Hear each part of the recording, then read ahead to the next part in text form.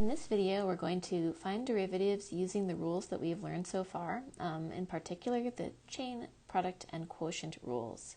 Before we do some examples, let's do one together of using the chain rule twice. We haven't done one like that yet. So f of x equals sine to the fourth of x cubed plus 5x. Remember that this is the same thing as sine of x cubed plus 5x all to the fourth power. So that's what that fourth means there.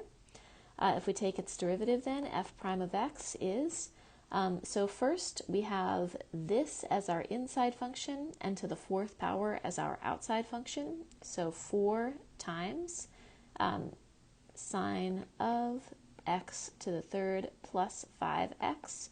We're leaving everything in there alone, that inside function, and then subtracting 1 from the exponent. So we've taken the derivative of the outside function, and now we're multiplying by the derivative of the inside function. So the first inside function is sine of stuff.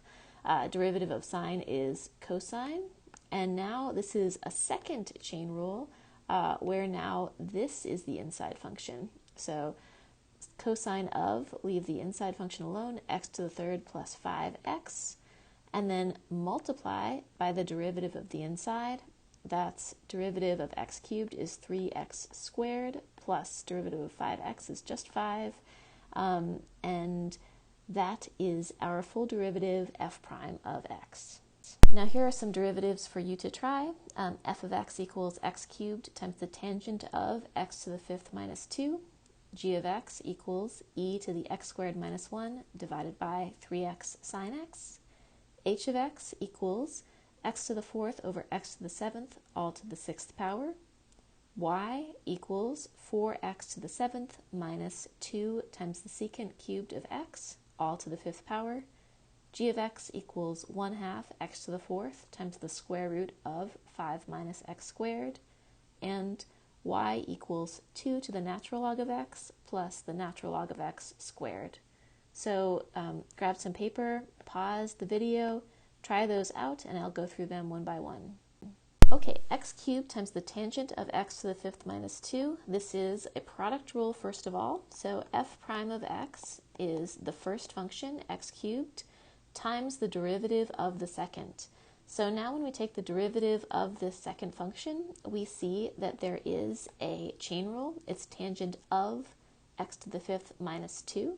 So we're taking this derivative. Derivative of tangent is secant squared of, leave the inside function alone, x to the fifth minus 2 times the derivative of the inside, 5x squared. And so this was the first times the derivative of the second, plus the second function, tangent of x to the fifth minus 2, times the derivative of the first function, so that's 3x squared, and now that's our entire derivative.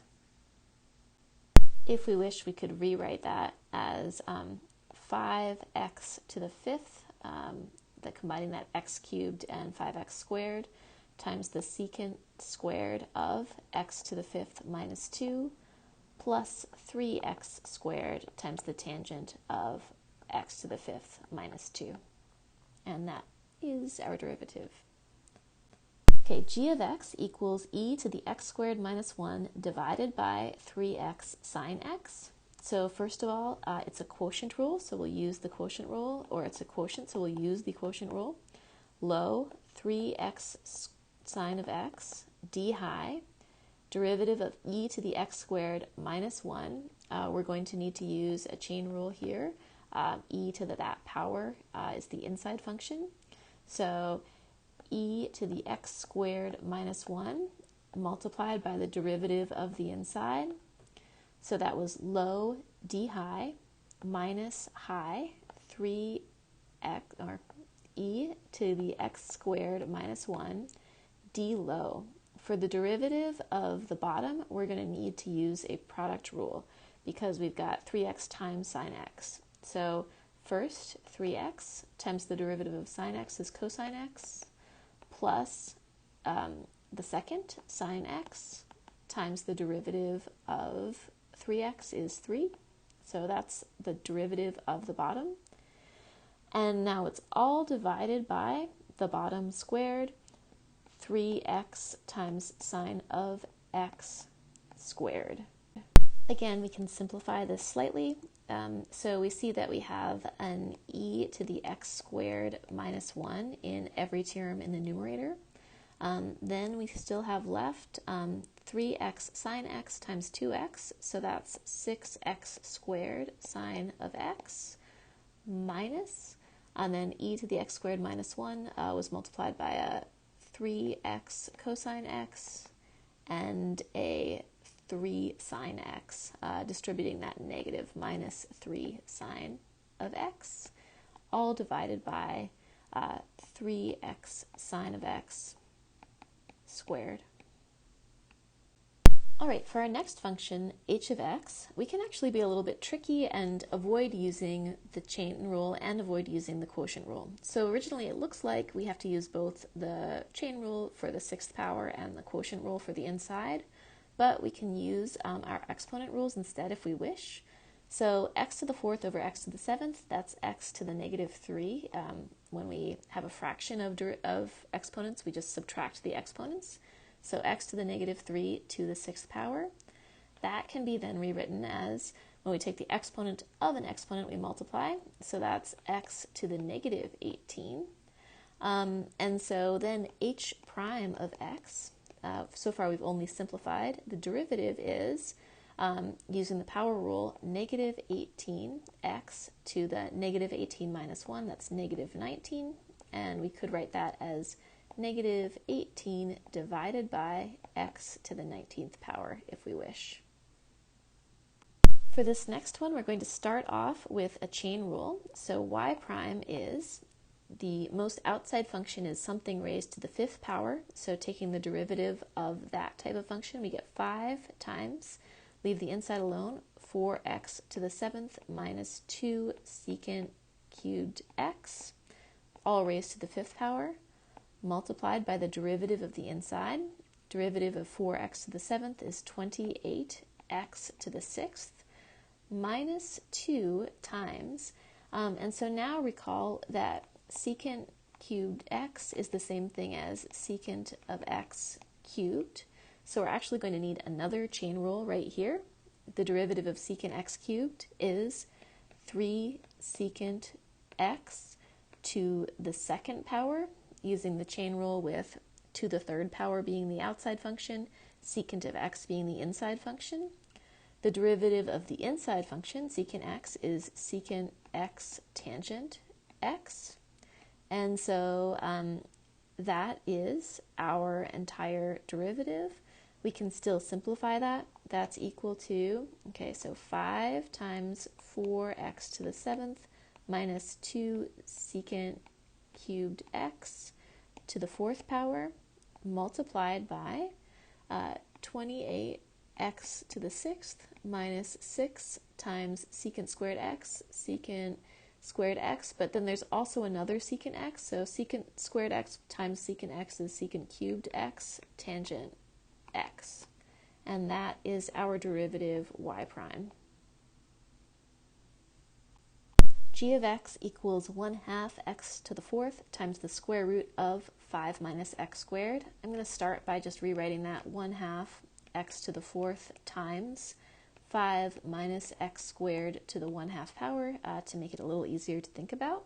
So g prime of x, I'm going to first start with a product rule, so 1/2 times x to the fourth times 5 minus x squared to the 1/2 power. So here is my first function, here is my second function.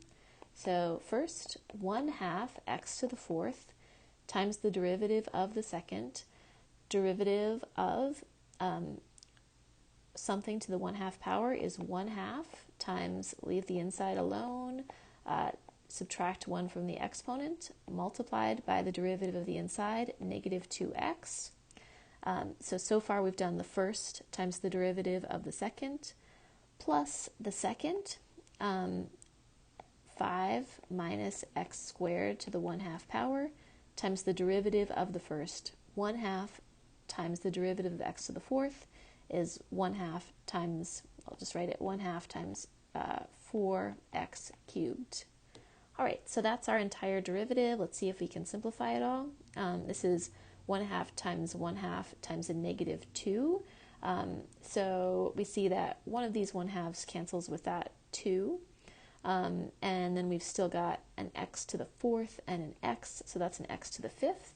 So we've got 1/2 x to the fifth times 5 minus x squared to the -1/2 power. I'm just going to write that as 1 over the square root of 5 minus x squared, because the 1/2 power is square root of x. The negative flips that down to the denominator. And so that's plus 5 minus x squared to the 1/2 power plus 1/2 times 4. Again, that 1/2 cancels out with some of that 4. And so we're left with 2 times x cubed times the square root of 5 minus x squared. And then that's done. The one thing I would change is just we have that 1/2 in the numerator in that first term, which looks kind of funny. So we've got x to the fifth divided by square root of 5 minus x squared plus 2x cubed times the square root of 5 minus x squared. And forgot to write that 2 in the denominator, that one right there. For our last function, y equals 2 to the natural log of x plus natural log of x to the second power. For the first term, we've got a chain rule where natural log of x is the inside function, 2 to a power is the outside function. Recall that just the derivative with respect to x of 2 to just the x is natural log of 2 times 2 to the x. So 2 to the something is our outside function. Y prime is natural log of 2 times 2 to that same something, leave the inside alone, multiply by the derivative of the inside. The derivative of natural log of x is 1 over x. So that is the derivative of the first term. Plus the second term, here the outside function is something to the second power. So 2 times, leave the inside alone, to the 2 minus 1, the first power, multiply by the derivative of the inside. Now this is derivative of natural log of x is 1 over x. And so we've finished our derivative. We can simplify it if we wish.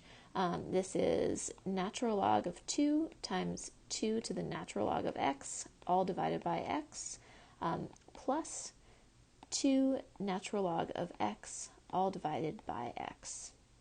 And so we could, again, continue to simplify a bit. If we want, we could write that all under the same fraction. So this is natural log of 2 times 2 to the natural log of x, plus 2 natural log of x, all divided by x.